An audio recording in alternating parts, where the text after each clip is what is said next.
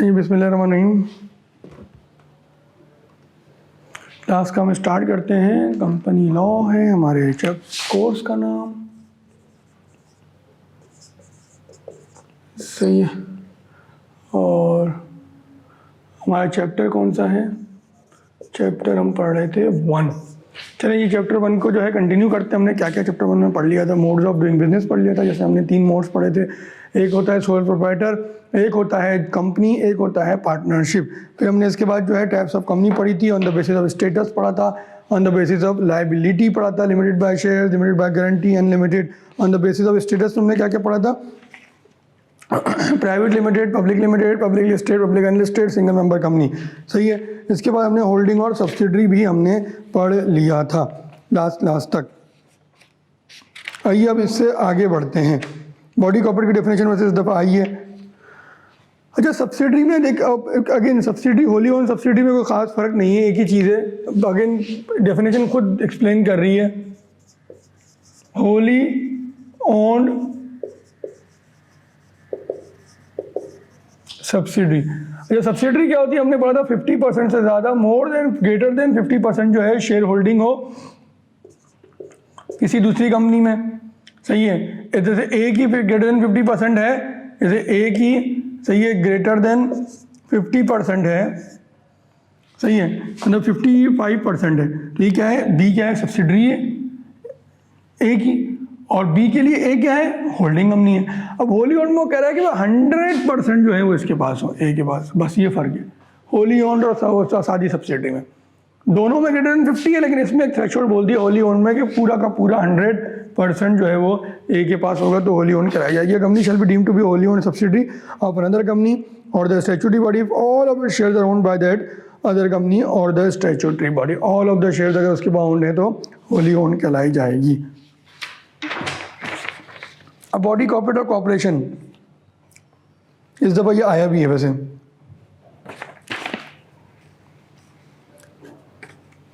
पढ़ लेते हैं इसको।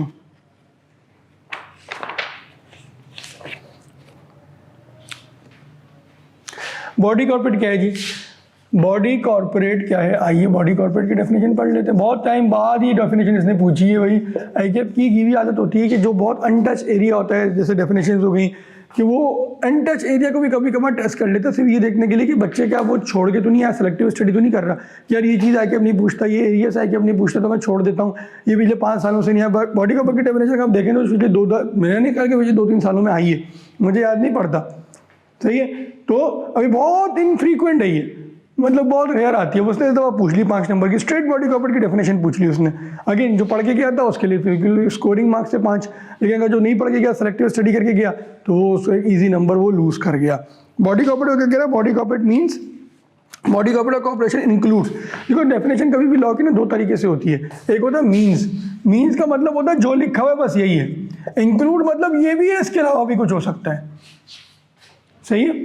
मीन्स का मतलब है कि यही है, मैं ये कह रहा हूँ कि इसका मतलब यही है, मतलब मीन्स। इंक्लूड मतलब ये भी हो सकता है, इसके अलावा भी कुछ हो सकता है। क्या कह रहा है? Body corporate corporation includes a company incorporated inside Pakistan या under inside in Pakistan under companies act. Number पहला क्राइटेरिया क्या है? कि कंपनीज एक्ट के तहत कंपनी बनी हो, कंपनी फॉर्म हुई हो कंपनी एक्ट के तहत। फॉर्म कैसे होती है नेक्स्ट चैप्टर में देखेंगे। कंपनी इनकॉर्पोरेट आउटसाइड पाकिस्तान, तो या आउटसाइड पाकिस्तान किसी भी एक्ट के तहत बनी हो,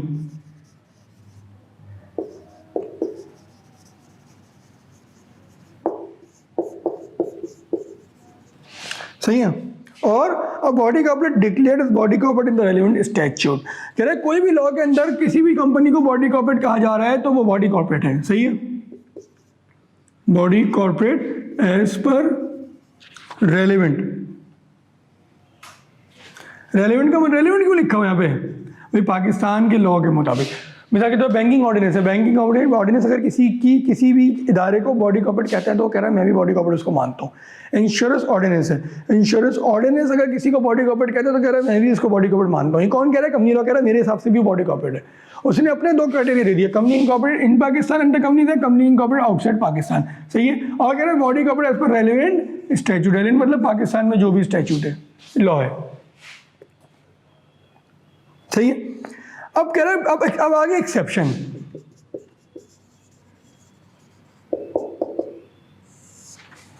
सही है, अब एक्सेप्शन आ गई कि भाई ये चीजें नहीं है। A cooperative society registered under any law relating to the registration of cooperative societies.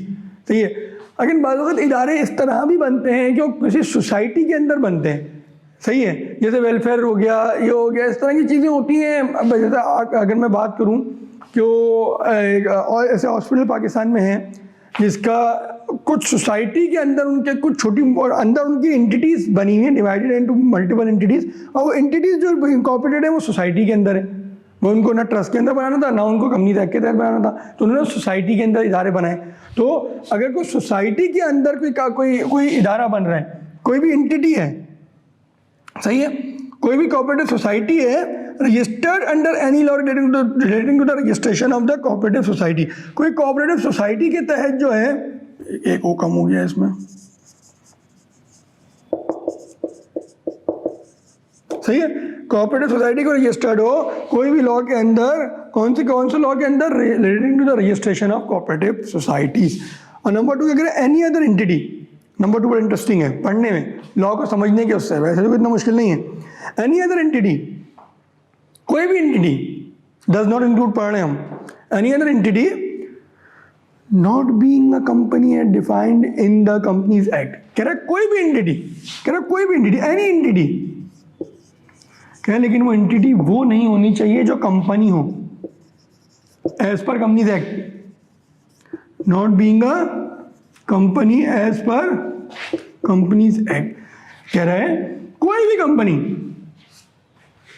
पहले इसको ब्रैकेट के बगैर, वो ब्रैकेट कह रहा हूँ, कॉमा के बगैर पढ़ते हैं, एनी एंटिटी और any entity which the concern minister of the federal government में by notification specify in this behalf. कह रहा है कि कोई भी एंटिटी जो रेलिवेंट मिनिस्टर है, जो ये लॉ को रेगुलेट करता है, जो मिनिस्ट्री, जिस मिनिस्ट्री के अंदर एससीसीपी आता है, सही है, तो वो मिनिस्टर अगर कह दे किसी एंटिटी को कि यार ये जो है बॉडी कॉर्पोरेट नहीं है, तो वो बॉडी कॉर्पोरेट नहीं है। अगेन इसमें एक्सेप्शन, ये इसके अंदर एक्सेप्शन की भी एक्सेप्शन है, माइनस माइनस क्या होता है, प्लस। एक्सेप्शन क्या है, एक्सेप्शन की एक्सेप्शन क्या है, सबसे पहले पढ़ते हैं एक्सेप्शन। एक्सेप्शन कह रहा है कि मिनिस्टर ने किसी को बोल दिया, minister says that entity is not a body corporate. अब कह रहे जो मिनिस्टर जो बोलेंगे ना कंपनी को, वो कंपनी जो है वो एज पर कंपनीज एक्ट नहीं हो सकती। मतलब क्या, इसको वो नहीं कह सकता कि ये बॉडी कॉर्पोरेट नहीं है। इसका मतलब ये एक्सक्लूजन की एक्सक्लूजन आ गई, ये एक्सेप्शन की एक्सेप्शन आ गई, तो ये एक्सेप्शन की एक्सेप्शन मतलब इंक्लूजन हो गई। इसका मतलब ये जो है ये इंक्लूजन में चले गई, ये नंबर 1 वाली कंपनी आ गई। अगर वो इसी को कह दे कि यार ये भी बॉडी कॉर्पोरेट नहीं है, तो फिर तो कुछ बचा ही नहीं ना, समझे। Any other entity not being a company as defined in companies act 2017 और any other law for the time being, सही है, किसी भी लॉ के तहत, क्योंकि रेलेवेंट स्टैट्यूट वाली बात भी करी थी ना उसने, body corporate as per relevant statute, तो दोनों चीज़ें उसने कवर कर ली। कह रहा है यहाँ पे ये कंपनी हो या किसी स्टैट्यूट के तहत किसी को बॉडी कॉर्पोरेट कहा जा रहा हो, उनके अलावा कोई भी कंपनी को अगर मिनिस्टर कह दे कि बॉडी कॉर्पोरेट नहीं है, तो बॉडी कॉर्पोरेट नहीं होगी।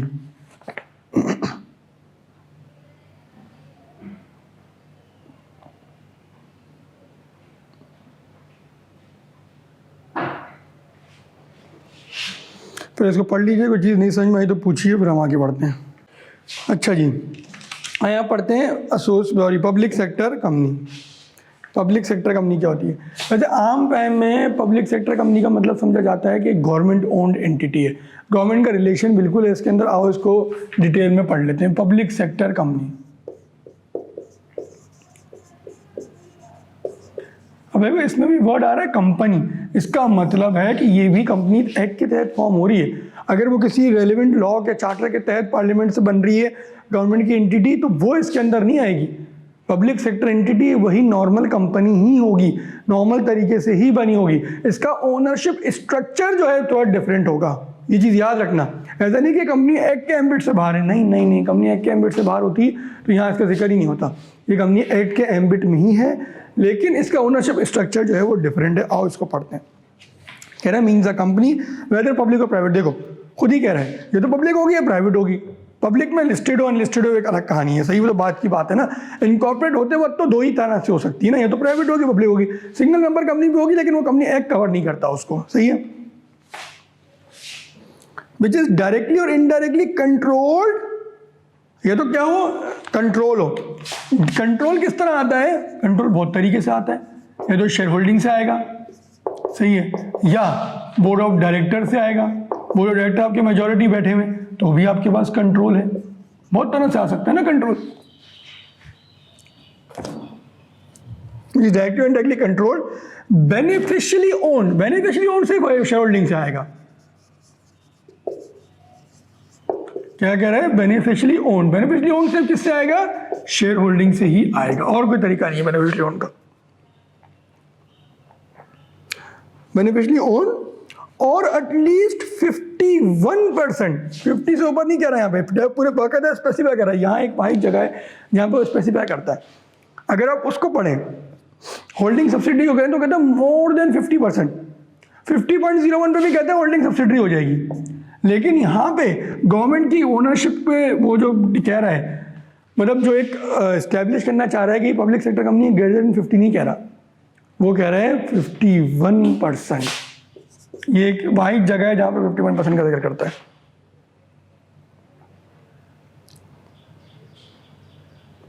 सही है, 51% ऑफ वोटिंग पावर किसके पास हो, गवर्नमेंट के पास हो। तो क्या कह रहे हैं, 51%, at least 51% of the voting security, the voting power of which are held by the government or any agency of the government or a statutory body। मतलब वही गवर्नमेंट या गवर्नमेंट के इदारे जो हैं उनकी बात कर रहे हैं। और in respect of which the government or any agency of the government or a statutory body otherwise power to elect, सही है, उनके पास क्या हो, पावर टू elect हो, नॉमिनेट हो, अपॉइंट हो, majority of its director include the public sector association not for profit license under section 42। ये आखिरी वाली लाइन हम नहीं पढ़ेंगे, सेक्शन 42 वाली जब पढ़ लेंगे सेक्शन 42 क्या होता है उसके बाद ये आखिरी लाइन को हम खुद ही समझ जाएंगे। दोबारा पढ़ते हैं इसको, क्या कह रहे हैं, मीन्स अ कंपनी, ये तो प्राइवेट है पब्लिक हो, विच इज डायरेक्टली और इनडायरेक्टली कंट्रोल्ड, किसने कंट्रोल करता हो, बेनिफिशियली ओन्ड हो, या at least 51% of the voting security और वोटिंग पावर किसके पास हो, हेल्ड बाय गवर्नमेंट या एजेंसी ऑफ द गवर्नमेंट और स्टैट्यूटरी बॉडी। सही है, इनके पे क्या हो, कंट्रोल हो, बेनिफिशियली ओन्ड हो, 51% किसके पास हो, गवर्नमेंट के पास हो या उसकी एजेंसी या कोई अथॉरिटी के पास हो, और उसके जरिए उसके पास क्या हो, और इन रिस्पेक्ट ऑफ विच, इन सब चीज़ों की वजह से उसके पास क्या हो, share holding, beneficially own, ownership, control, 51% की वजह से उसके पास क्या हो, और in respect of which the government और any agency of government, government खुद या वो एजेंसी ऑफ गवर्नमेंट जिसके पास 51% से ज़्यादा शेयर्स हैं, हैज़ पावर टू इलेक्ट, उनके पास क्या हो, पावर टू इलेक्ट हो, कि वो इलेक्ट कर सके, नॉमिनेट कर सके, अपॉइंट कर सके मेजॉरिटी ऑफ द डायरेक्टर्स। सही है, इन तीन चीज़ों की वजह से उनके पास क्या चीज़ हो, इन तीन चीज़ों की वजह से उनके पास power to elect majority of directors. सही है, provided that nomination of director by the commission on the board of the security exchange और एनी अदर एंटिटी और operation of any other law shall not make it a public sector company.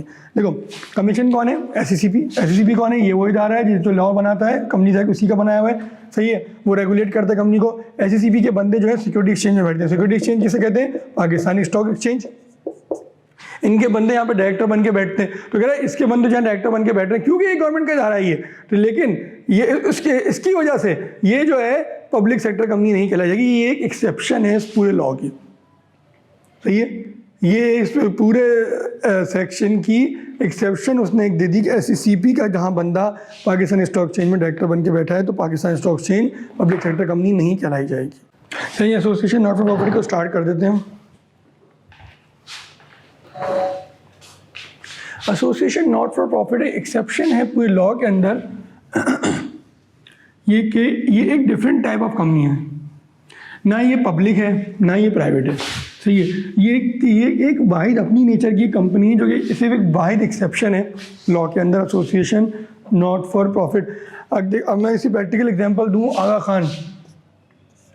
Khan university hospital, ये section 42 है, सही है। Liaquat LNH ये section 42 है, तो ये प्रैक्टिकल एग्जांपल है सेक्शन 42 की कंपनीज की। ये कहते हैं कि हम कंपनी भी हैं लेकिन नॉट फॉर प्रॉफिट है। हमने कंपनी की डेफिनेशन में क्या पढ़ा था, ये कंपनी का कि उसका काम है कि वो प्रॉफिट कमाए, सही है, नॉट फॉर प्रॉफिट नहीं हो सकती। तो वो उसके ये एक एक्सेप्शन है, ये सेक्शन 42 की कंपनी, जहाँ कंपनी जो है वो नॉट फॉर प्रॉफिट हो सकती है।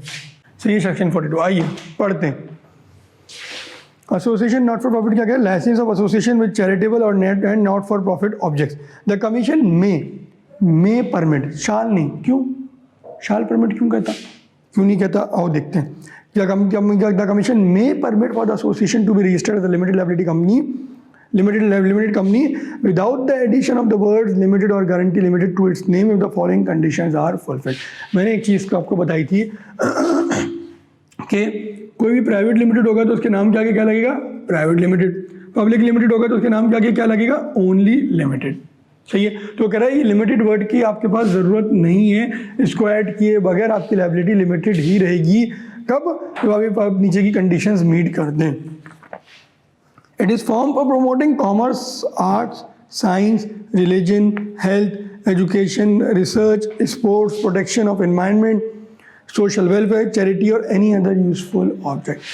यार लियाकत नेशनल आगा खान इसमें आते हैं, वैसे प्रैक्टिकली तो पता नहीं आते नहीं आते, लेकिन ऑन पेपर वो लोग जो क्लेम करते हैं वो ये कहते हैं कि यार हम जो है सेक्शन 42 वाली कंपनी, हम वेलफेयर हेल्थ के लिए काम कर रहे हैं। अगर ईडी सेंटर कल को चाहे कि अपने आप को सेक्शन 42 में रजिस्टर करा ले, बिल्कुल करा सकता है। क्यों, क्योंकि वेलफेयर के लिए काम कर रहा है, हेल्थ के लिए भी काम कर रहे हैं, वो एजुकेशन के लिए भी काम कर रहे हैं, चैरिटी भी कर रहे हैं, सैलानी भी कर सकता है, छीपा भी कर सकता है। दूसरा में क्या कह रहा है, it prohibits the payment of dividend to the company member. कह रहा है भाई मेंबर्स को जो है ना डिविडेंड की पेमेंट नहीं होगी। डिविडेंड क्या होता है, देखो जो भी आप कमाते हैं, पार्टनरशिप में क्या होता है, शेयर होता है आपका, शेयर ऑफ प्रॉफिट होता है, वो डिस्ट्रीब्यूट होता है। इसी तरह कंपनी में भी शेयर ऑफ प्रॉफिट होता है आपका, लेकिन वो किस मद में डिस्ट्रीब्यूट होता है, वो डिविडेंड की मद में डिस्ट्रीब्यूट होता है। सही है, साल के एंड में, साल के शुरू में, जब चाहे कंपनी के पास जब प्रॉफिट आए वो उसको डिविडेंड के जरिए डिस्ट्रीब्यूट कर सकती है शेयर्स। सही है, जो शेयर ऑफ प्रॉफिट। तो वो कह रहे हैं यहाँ पे जो है भाई देखो, आम जगहों पे अगर मैंने कहीं पैसा इन्वेस्ट किया तो मैं बोलूँगा मुझे रिटर्न चाहिए, सही नॉर्मल कंपनी में। लेकिन वो कह रहे हैं ये तो आपने चैरिटी के लिए बनाई है, यहाँ जो मेंबर्स हैं वो रिटर्न कुछ नहीं लेके जाएंगे भाई, ना उनको डिविडेंड मिलेगा ना उनको कोई फीस मिल सकती है किसी फॉर्म में। क्यों, मिसाल के तौर पे आप गए छीपा, आप गए ईदी, आप गए सैलानी, आपने डोनेशन दिए 1 लाख रुपए।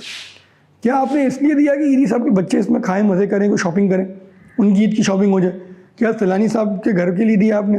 क्या आपने छीपा साहब के घर के लिए दिया? नहीं, आपने तो दिया वेलफेयर के लिए, आपने दिया उस अवाम के लिए, उस अंडर प्रिविलेज या जो बेचारा गरीब मुस्तहकीन है उनके लिए दिया आपने उनको तो नहीं दिया कि वो जाके मज़े करें। तो वही वो कह रहा है लोगों ने, जब ये आपने रेस्ट्रिक्ट कर दिया कि यार ये पैसा जो है ये जो है ये सिर्फ उसी पर्पस के लिए लगेगा, मेंबर्स में कहीं भी डिस्ट्रीब्यूट नहीं होगा। आओ पढ़ते हैं क्या कह रहे हैं। It prohibit the payment of dividend to the companies, member prohibit करता है। इसके बाद क्या कह रहे हैं, intends to apply the companies profit and other income in promoting its object. जाहिर सी बात है, अब ये पैसा डिविडेंड के जरिए डिस्ट्रीब्यूट ही नहीं हो रहा तो ऑटोमेटिकली वो अपने ऑब्जेक्ट में री इन्वेस्ट हो रहा है। सही है,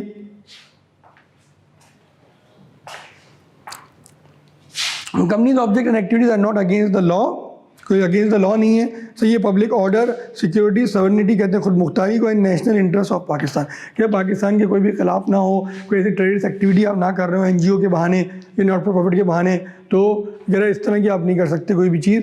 अदर देन डैट ये जो क्राइटेरिया आप मीट कर जाएँ, ICCP आपको दे देगा। क्या दे देगा, परमिशन दे देगा। मे क्यों लिखा है, कब किस वजह से मे लिखा है कि अगर आप ये क्राइटेरिया मीट करेंगे तो ही देगा, नहीं मीट करेंगे तो आपको नहीं देगा।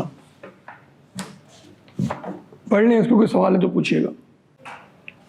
आगे कहता है कमीशन में also impose additional condition, such condition shall be inserted and shall be assume part of the memorandum article. कह रहा है इसके अलावा भी कमीशन को चाहे तो आप पे पाबंदियाँ लगा सकता है, कोई कंडीशन लगा सकता है कि भाई ये भी करें आप, तो और वो जो कंडीशन लगाएगा वो लाजिम होगी आप पे और वो आर्टिकल्स ऑफ मेमोरेंडम के आपके पार्ट बन जाएगा। कोई सवाल? चलें जी आगे बढ़ें। अच्छा, इसके बाद कह रहे प्रिविलेजेस क्या होंगे, वही इसको प्रिविलेजेस क्या होंगे, इसके वही राइट्स और लायबिलिटीज होंगे। The association shall enjoy all the privileges and subject to all the obligations of a limited company, मतलब इसकी लायबिलिटी भी रिस्ट्रिक्टेड होगी। कल खुदा ना खास्ता इसको बंद करने की बारी आती है तो इसके मेंबर्स हैं उनका भी, उनके साथ भी, उनके पास भी वही राइट होगा जो नॉर्मल पब्लिक लिमिटेड कंपनी के पास होता है और प्राइवेट लिमिटेड कंपनी के पास होता है, कि उनकी अपनी पर्सनल प्रॉपर्टी नहीं बिकेंगी जो रिस्ट्रिक्टेड रहेगी towards the share capital of the company.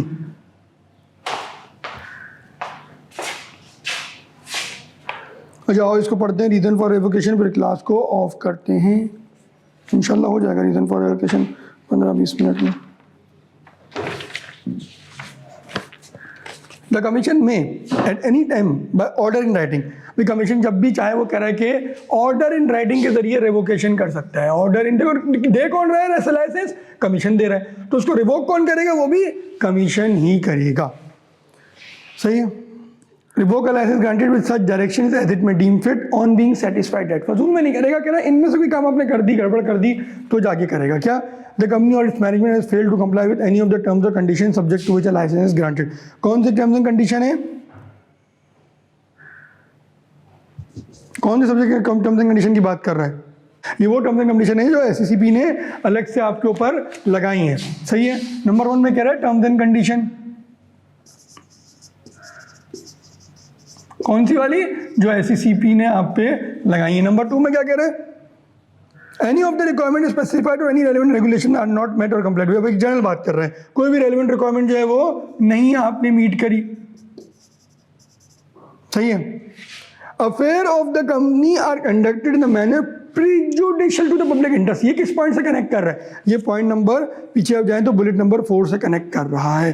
क्या था, sovereignty, security and national interest of Pakistan के खिलाफ नहीं जाना चाहिए, तो उसमें कह रहा है कि आप उसके खिलाफ गए तो अगेंस्ट द नेशनल इंटरेस्ट गए तो आप जो है आपका लाइसेंस रिवोक कर दिया जाएगा। Against the public interest.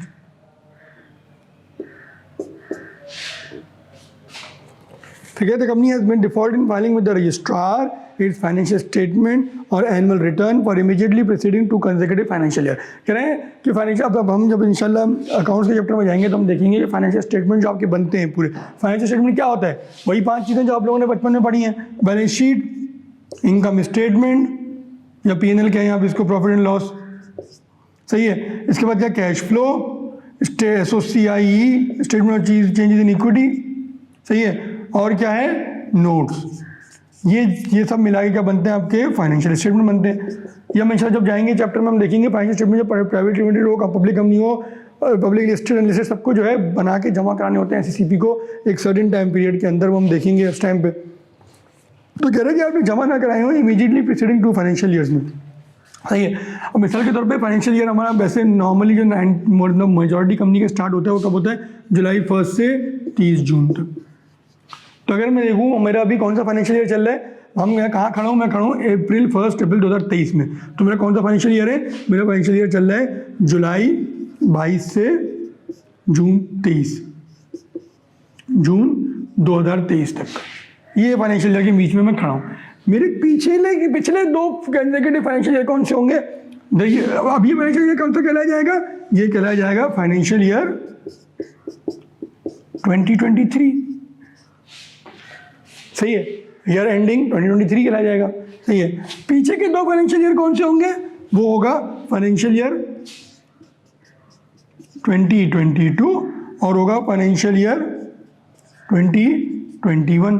अब ये कब शुरू होगा, कब खत्म होगा, मतलब क्या, जुलाई 21 से जून 22 ये वाला है। सही है। और ये क्या है, जुलाई 20 से जून 21। सही है। ये वाला है।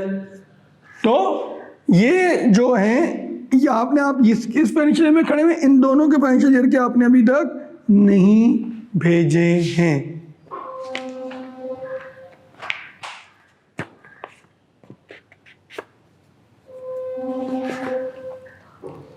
सही है। इसके बाद कह रहे थे company has acted against the interest, sovereignty and integrity of Pakistan, the security of the state and friendly relation with the foreign state। वही वाली बात, वो जो पॉइंट जो है जो हमने पीछे पढ़ा था last bullet of conditions for licence, सही है। इसके बाद कह रहे हैं the number of member reduce below 3, below 3 अगर आपके नंबर में मेंबर रिड्यूस हो गए तो फिर क्या क्या क्या नंबर ऑफ मेंबर आपके बिलो 3 रिड्यूस हो गए तो आप जो है ये आपका जो लाइसेंस है वो रिवोक कर दिया जाएगा। मतलब इससे एक बात क्लिक होती है, हमने पढ़ा था कि प्राइवेट कंपनी के मिनिमम नंबर ऑफ मेंबर्स कितने होंगे 2, सही है। पब्लिक के कितने होंगे 3, तो इसका क्या मतलब हुआ कि ये जो स्टेटस दे रहा है ये इसको पब्लिक कंपनी का दे रहा है। यहाँ से हम डिराइव कर सकते हैं। जब भी वहाँ पे वो कर रहा था without adding the word limited, public limited नहीं, सॉरी प्राइवेट लिमिटेड नहीं कहा उसने। अगर आप पहली लाइन में पढ़ें द कमीशन में परमिट वाली लाइन में without the addition of the word limited, limited किसके आगे लगता है, सिर्फ पब्लिक लिमिट के आगे लिमिटेड लगता है, सही। यहाँ से हम डिराइव कर सकते हैं number of member reduce to below 3, सही है। अच्छा, इसके बाद कह रहा है द कंपनी इज, अगेन ये बिल्कुल एक जेनरिक है कि आपने फ्रॉड किया हो, ये सारी बातें जो है आपके लोग जो हैं वो बेईमान हो, पढ़ लेते हैं इसको, सिंपल सी बात है। The company is conceived a broad for or is or has been carrying on, कर रही थी या कर रही है, अनलॉफुल और फ्रॉडलेंट एक्टिविटीज़ कर रही हो, सही है। कंसीव अ ब्रॉड फॉर मतलब कि साबित हो गया कि भाई ये कर रही है, ये कर रही थी या कर रही है। Run and manage by person who fail to maintain proper and true books of account or they commit fraud, ऐसे लोग हैं जो बुक कीपिंग अकाउंटिंग सही नहीं कर रहे, फ्रॉड कर रहे हैं, पैसा छुपा रहे हैं, पैसा कंसील कर रहे हैं, सही है। मिसफेसेंस और malfeasance in relation to the company और run and manage by person who are involve in terrorist financing और मनी लॉन्ड्रिंग, वो लोग जो इसको चला रहे हैं वो मनी लॉन्ड्रिंग और टेररिस्ट फाइनेंसिंग में, तो भी इसका लाइसेंस डिक्लेयर कर दिया जाएगा कि रिवोक कर दिया जाएगा, डिक्लेयर नहीं सॉरी रिवोक कर दिया जाएगा। Manage by person who refuse to act according to the requirement of the memorandum or articles or the provision of the companies act, वो लोग चला रहे हैं जो कहते हैं कि हम ये इनको कमेंट्स को मानते ही नहीं, कहते हैं कि इस तरह से मतलब कि वो कंप्लाई नहीं करते, मतलब इसका मतलब उनकी इंटेंशन ही नहीं है कि वो इसको माने। और fail to carry out the direction और decisions of the commission, direction और डिसीजन ऑफ द कमीशन कौन से, जो हमने पढ़े थे कि कमीशन को एडिशनल डायरेक्शन दे सकता है, वो इंसर्ट हो जाएंगे मेमोरेंडम और आर्टिकल में, वो भी नहीं माने उसने। और रजिस्ट्रार ने कुछ डायरेक्शन दिया वो भी नहीं माने। Given in exercise of power conferred by the company act, confer मतलब कहते हैं गिवन, रजिस्ट्रार ने कोई अपने पावर के तहत कोई इनको डायरेक्शन दी वो भी उसने नहीं माने, सही है। और आखिरी में कह रहा है not carrying on in business और not in operation for 1 year, 1 साल पे, फाइनेंशियल ईयर नहीं कह रहा है यहाँ पे, 1 ईयर कह रहा है। मिसाल के तौर पर अगर आज मैं अप्रैल में खड़ा हूँ, आज 1 अप्रैल है 23, तो इसका 1 ईयर पीछे कब होगा, मतलब क्या 31 मार्च 2022, 31 मार्च 2022 से 1 अप्रैल 2023 तक कुछ भी काम नहीं किया तो क्या होगा, 31 मार्च 1 अप्रैल कर लो इसको भी, 1 अप्रैल 2022 कर लो इसको, ज़्यादा बेहतर है। 1 अप्रैल 2022 से 1 अप्रैल और इसको 31 मार्च कर लो, पूरा 1 साल हो जाएगा ना, सही है। अगर आपने इस दरमियान पूरा कुछ भी काम नहीं किया तो भी आपका लाइसेंस रिवोक हो सकता है। फाइनेंशियल ईयर नहीं है, keep this in mind. Financial year ये वाला था कि आपने फाइनेंशियल स्टेटमेंट नहीं दिए हो पीछे 2 फाइनेंशियल ईयर्स के, वो अलग चीज़ थी, ये अलग चीज़ है।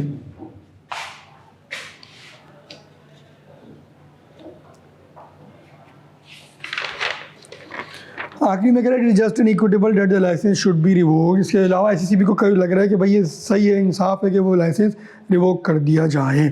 चलें जी, इसको पढ़ लीजिए जल्दी से, क्विकली। कोई चीज़ नहीं समझ में आई तो मुझे बताइए ताकि फिर हम क्लास को ऑफ करें, अगर सब कुछ क्लियर हो तो।